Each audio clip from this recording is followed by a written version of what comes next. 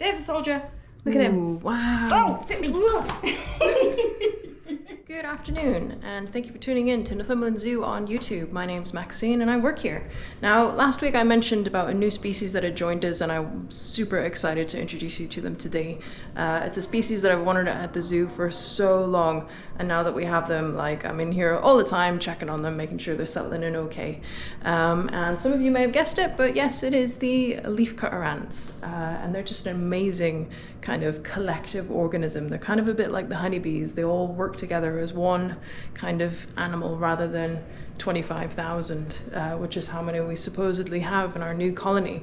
But there's been a lot of preparation work, a lot of stuff that I've had to do prior to getting these species here at the zoo. And the first thing I had to do was build them a very special nest box. So as I mentioned in one of my previous videos, I'm going to be building an aspect of one of our new enclosures in the Curious Creatures section out of Lego.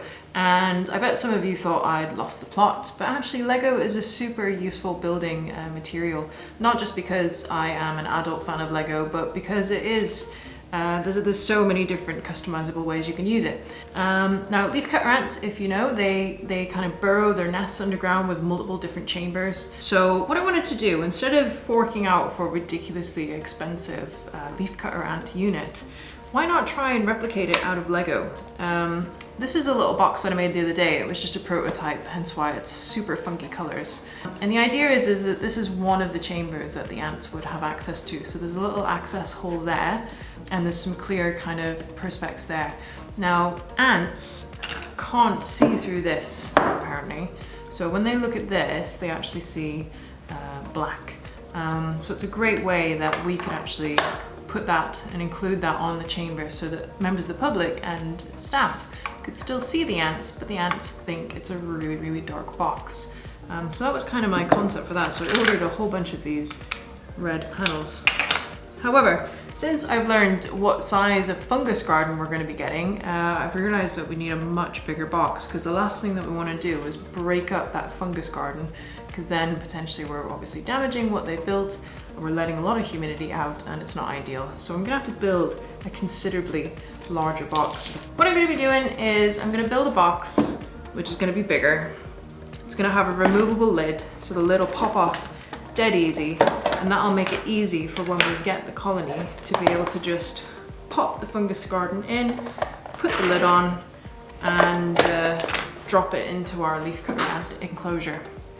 That's the plan anyways.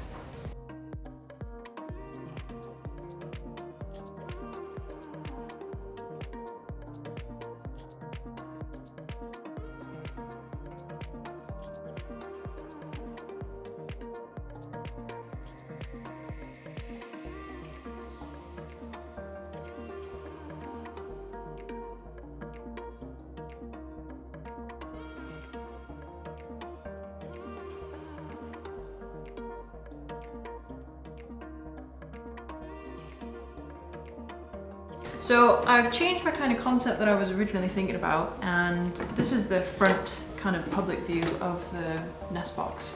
So you'll be able to get a clear view straight in, and I've got a couple of windows on the side here just to help light come in, so you'll be able to see. The keeper side is all red, so we'll be able to stare at the ants and they won't be able to see us.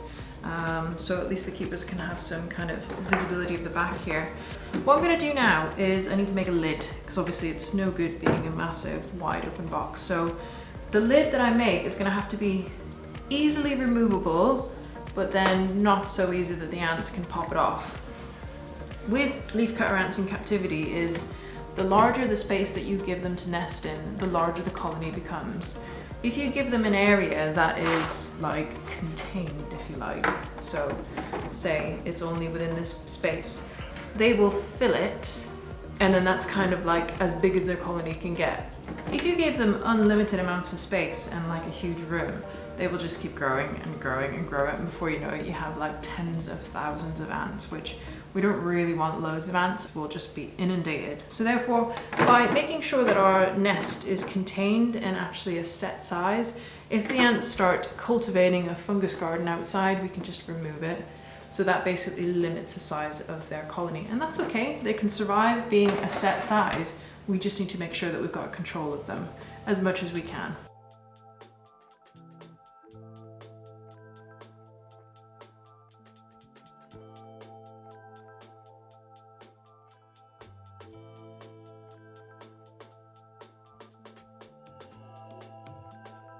They're on their way. They're gonna be about an hour, so I'm slightly squeaky bum time, stressing out. But this is what I wanted the Lego for.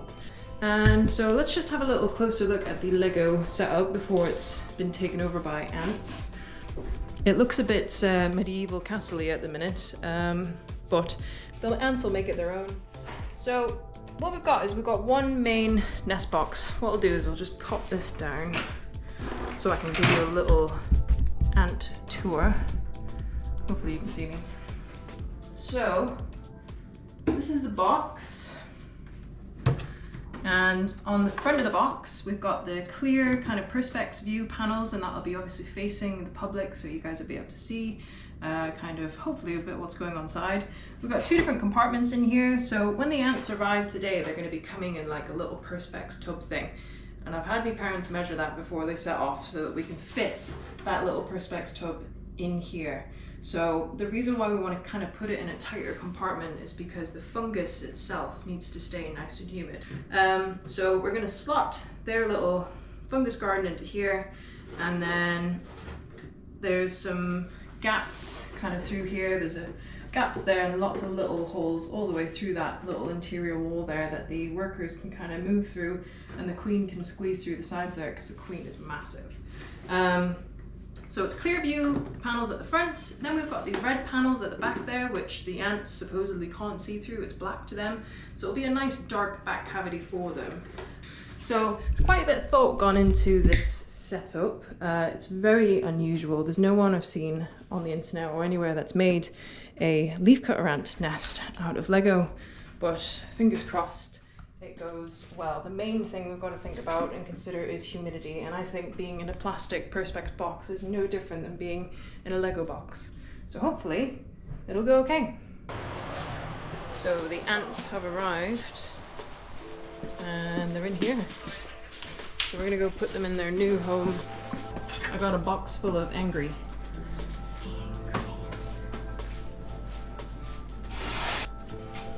Hello.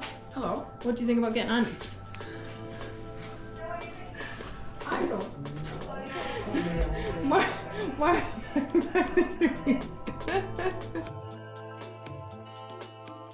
So this is how they've been packaged. Unboxing. Doing the unboxing. Yeah, this is the slowest pan ever. Mental.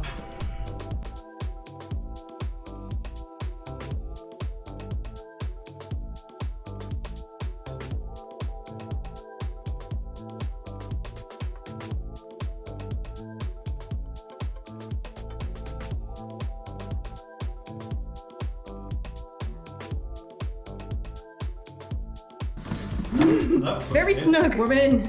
It's fit though, didn't it? There we go, and it's in, just like that. There's a soldier. Look at him. Ooh, wow. Oh, hit me. Don't throw them at me. Where did that go? So there we go. The fungus garden is in. It's had a. Whoa! Look at the size of that one. Did you see that one? It just tucked off under there. Where's the queen? That's what I want to Look at know. this guy here. He's one of the biter. Oof. Oof, oof, oof, oof, oof, oof. Look at the size of him. Oh my goodness. Which one? This one here on this side. Now he's coming up on the top. Ooh, ooh, ooh, ooh. Ooh, he's naughty. Naughty, naughty. Right, so that one's going to go on that end. Cool. Nothing can get out within the gaps. That's it. Sealed.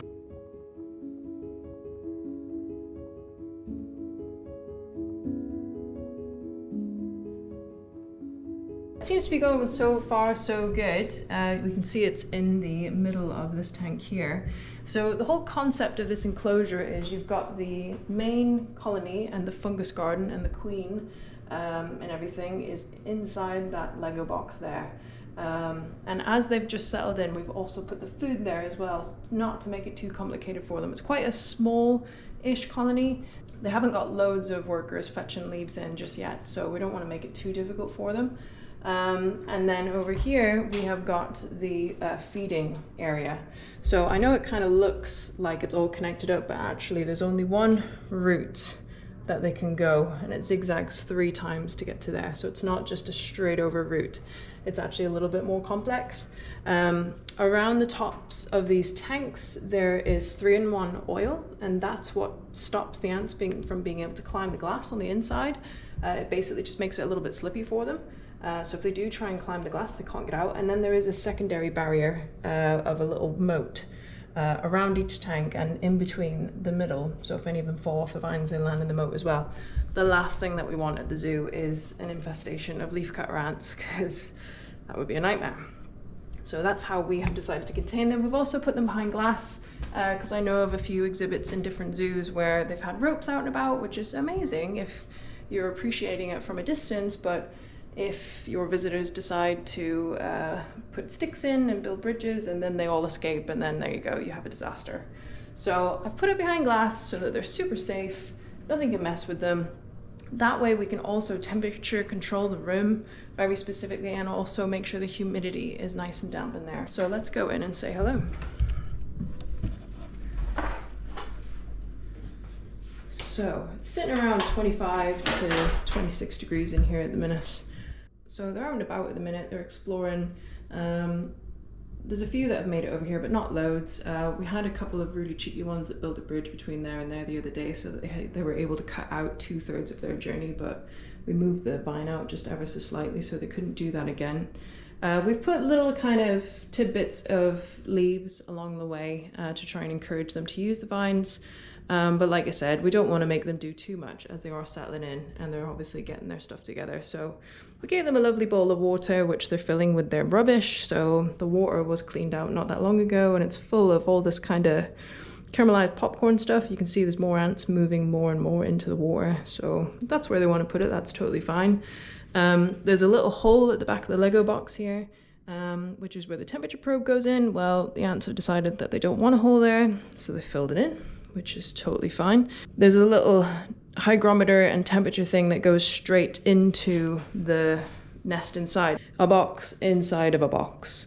And in fact, the hole that was on the Perspex box that it came with was like this big, and now the ants have completely covered it over with soil. They've packed it in and they made the hole really tiny, again, to try and keep moisture in. You can see there's a few ants kicking around at the front here doing some bits and pieces, and it won't be long until they're running about doing what leafcutter ants do.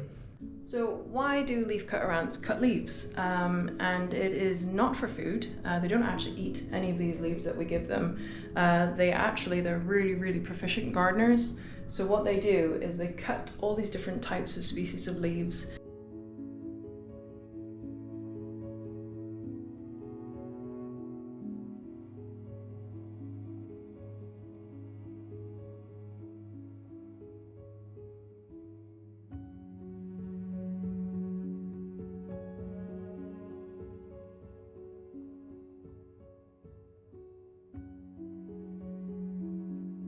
And they take them back to their nest, and there's some smaller ants there that process them into tiny pieces, and they put them in their fungus garden, and effectively they're kind of like composting these leaves and growing this particular type of fungus. And it's the fungus that the ants eat. So the ants don't eat the leaves at all, they eat the fungus in the fungus garden. So without the fungus garden, there are no ants. So the fungus garden is the most important part of this entire exhibit, and that fungus garden has to stay at a very, very certain humidity, which is really high, so it has to stay really damp, because if it dries out, the fungus dies. If the fungus dies, then all the ants die because they have no food. So they're a really, really unusual species, and the species of fungus, which I can't remember the name of, I'll put it on the screen. It's the only place in the world that you can find this fungus is in a leafcutter ant nest. And what's amazing is when you get a brand new queen ant, so every colony, the queen lays so many eggs that are queen or queen nymph eggs. And every year, those queen nymphs, they hatch out alongside kind of the male drones, and they have wings. So the young female queens will fly away to start a new colony, and when she flies away, when she leaves, she actually takes a tiny piece of the fungus garden with her, and she's got like a little pocket that she puts it in, so that when she flies away and she mates with other male ants from other colonies and she settles down, she's got a piece of fungus to start with, because they can't just propagate it from nothing, they have to have fungus to start with. So she takes her fungus out of her pocket and she starts her new fungus garden for her new colony. And queen ants are amazing because not only are they like the size of your thumb, but they also are the longest lived invertebrate of any insect in the world. Over 20 years old they can live for, which is just insane. Even just these standard ants, this one here is just having a little nibble on the vines here. Even these leafcutters can live up to 2 years. So they live a really, really long time. One of the things that was really interesting about leafcutter ants is that they are biologically polymorphic. And that means that females within this species are all different. So unlike us, like you get different skin types and different hair types, these guys are physically different. There's several different levels of ants that you get within this colony, and they're all females. The only time there's males in this colony is when the queen specifically lays drone eggs at one time of the year that have wings and they fly away. So none of the ants that you'll see on display here are actually male, they're all female. So the little leafcutter ants, they're female. The soldier ants, which are slightly bigger, they're female. The really, really big, scary soldier ants, they're female as well. And each different size of ant has got its own role. So the smallest ants are based within the fungus garden, and they're called minims. And they're so tiny, their heads is less than 1 millimeter, and their job is to tend to the fungus garden, make sure that it's just right, tend to the queen, clean her up, and they always stay in the fungus garden, so you'll never get to see a minim. The next ones are the miners. So they're a slightly bigger ant. They're about half the size of a leafcutter ant, and their job is all about kind of security, which is amazing because they're smaller. So these little miners, they go out and they actually place the different pheromones on the trails and mark the trails for the leafcutter ants. And it's said that 1 milligram of this potent pheromone that they use is enough to make a trail that goes 3 times around the world. I don't know who measured that, but those little miners, that's their job, is to go out and mark the trail so that leafcutter ants don't get lost and they don't lose their way home. The miners, they're nice and small so they can fit on the leaves. So when a leafcutter ant cuts a piece of leaf, the miners will hitchhike on that leaf all the way back to the nest, and they guard that leafcutter ant from airstrikes from parasitic flies. So they stay on the leaf and wait for naughty flies to attack the leafcutter ants, and they fight them off, these little ones. So the miners are little feisty things. Then the next size up are the media. And the media ants includes the leafcutter ants. So their job is purely just to bring plants back to the nest, and then that gets put into the nest and composted. The next size up of ant is the major. And the majors are your soldiers. So there's like a small soldier, then there's like a big soldier. The small soldiers tend to sit along the leafcutter ant trail and guard the trail just so that they're protected. They're quite a bit bigger, and they also are used for carrying the heavier stuff back to the nest. Then you've got like the really big, scary major ants. They're huge. They're about the same size as the queen, but they're not like as big, like thickness-wise. So the major ants, they're there and they sit in the fungus garden at the entrance of the fungus garden, and sometimes maybe it's around the house depending on how busy this colony gets. So it's very unlikely that you'll get to see a major, but if you do, you'll definitely know because they are massive. So I've seen a couple of them already and I just freaked out because I was excited and terrified at the same time. But yeah, what's amazing is the fact that all of these different sized ants are all females, and they're all females of the same species. They don't grow from the little stage to the big stage. They're just born a minim, or they're born a major, or hatched.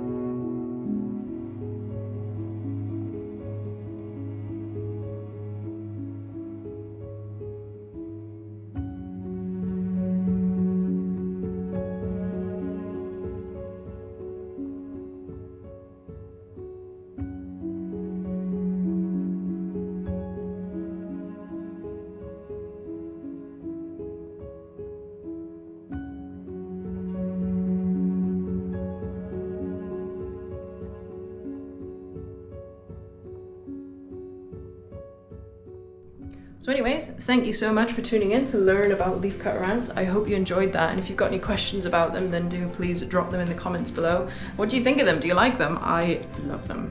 And these will be opened up soon with our Curious Creatures once that gets kind of sorted and finished off. We're not far off now, so that's exciting. But yeah, if you haven't done already, please do like this video and subscribe to our channel as well, because everything helps us and helps us keep looking after some of our amazing animals. Right then, thank you very much for watching. Have an awesome week, and I shall see you next week. Bye guys.